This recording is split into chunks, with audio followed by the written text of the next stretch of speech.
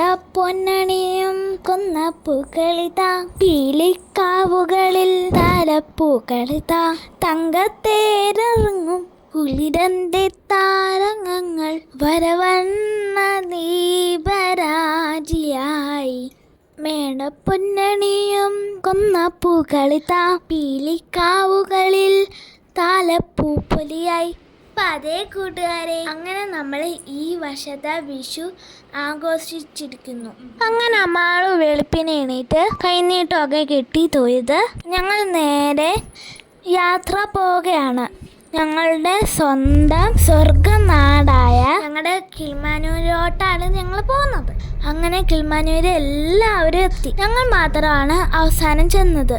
അവിടെ ചെന്നപ്പോൾ കണ്ട കാഴ്ച എന്താണെന്നറിയാമോ? ചാച്ചുമാരെല്ലാവരും ബിരിയാണി ചെമ്പ് പൊട്ടിക്കുന്നു. ഇന്ന് കട്ടക്കാലില് കണ്ണൻ ചാച്ചോനും കാവ്യ കുഞ്ഞിക്കും വിരുന്ന് കൊടുക്കുകയാണ്. അവിടെ എല്ലാവരും ഒത്തുകൂടുമ്പോ എന്തൊരു രസാന്നറിയാമോ? അങ്ങനെ ഫുഡൊക്കെ കഴിച്ച് ഇനി അമ്മയ്ക്ക് ഒരു സർപ്രൈസ് കൊടുത്താലോ?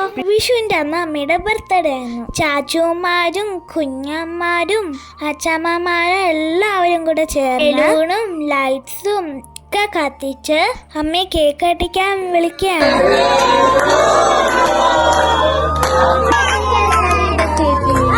അങ്ങനെ ഞങ്ങള് നല്ല ആഘോഷമായിട്ട് കേക്ക് കട്ട് ചെയ്ത് അമ്മൂപ്പയാണ് ബർത്ത്ഡേ വീഡിയോ ഒക്കെ എടുത്തു തന്നത്. അതിന് അമ്മൂപ്പയ്ക്ക് നന്ദി. പിന്നെ ഈ സർപ്രൈസ് ആക്കി തന്ന കട്ടയ്ക്കാൽ ഫാമിലീസിന് എല്ലാവർക്കും നന്ദിയുണ്ട്.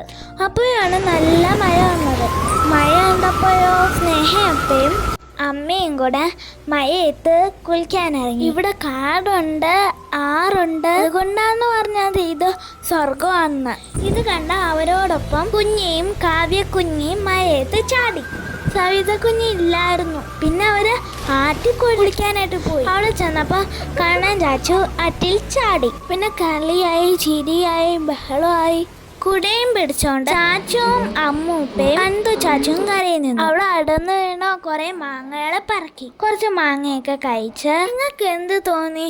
കിളിമാനൂര് സ്വർഗമല്ലേ? അങ്ങനെ ആഘോഷമൊക്കെ കഴിഞ്ഞ് നേരെ വീട്ടിലേക്ക്. അപ്പോൾ വിചാരിച്ച് കുറച്ച് മാമ്പഴ പുളിശ്ശേരി ഉണ്ടാക്കാം. അങ്ങനെ മാങ്ങയെല്ലാം ക്ലീൻ ചെയ്ത് ഉപ്പും മാങ്ങയും വെള്ളവും കൂടി ചേർത്ത് വേവിക്കാൻ വെച്ചു. അതിലേക്ക് ഒരു സ്പൂൺ നെയ്യും കൂടി ചേർത്തു. പിന്നീട് കുറച്ച് ശർക്കരപ്പാനിയും കൂടി ഒഴിച്ചു.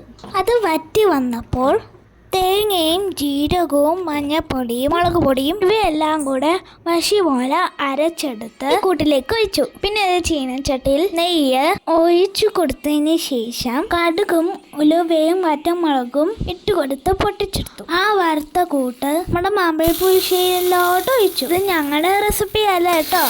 ഇത് സിനിമയിൽ അഭിനയിക്കുന്ന ഓർമ്മ ഉണ്ണി പേരുള്ള ആൻറ്റി ഒരു ഇന്റർവ്യൂവിൽ പറഞ്ഞ റെസിപ്പിയാണ്. എന്തായാലും അടിപൊളിയായിരുന്നു കേട്ടോ. അപ്പോൾ ഇന്നത്തെ വീഡിയോ ഇത്രയേ ഉള്ളൂ. Okay, by.